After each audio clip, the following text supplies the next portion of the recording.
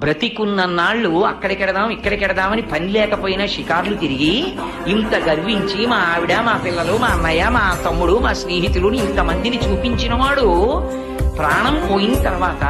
ఎండు కర్రల మీద పడుకోబెట్టి తాడుతో కట్టేసి కట్టెల మీద పడుకోబెట్టి ఇంధనం పోసి కట్ట వచ్చి అగ్నిహోత్రం వెలిగిస్తే తల దగ్గర నుంచి కాలుతూ వచ్చేసి తల బద్దలైపోయిన తర్వాత కాళ్ళు అరికాళ్ళలోంచి నెత్తురు ముద్దలు ముద్దలుగా పైకొస్తుంటే పెద్ద కాడ పట్టుకుని కాళ్ళు పైకెత్తి వెనక్కి పారేస్తే నా ఒళ్ళు అనుకుని మురిసిపోయిన వాడు ఆ కట్టెలలో కాలిపోతుంటే జీవుడు పైకి లేచి చీకటి పడుతోందని వచ్చిన వాళ్ళందరూ స్నానం చేసి వెళ్ళిపోతే ఒక్కడే ఉండిపోయానని బెంగ పెట్టుకుని ఏడుస్తుంటే నేనున్నానని ఓదార్చడానికి ఉన్నాను. నేను లేకపోతే చచ్చిన వాడు చస్తాడు పార్వతి అందుకున్నాను.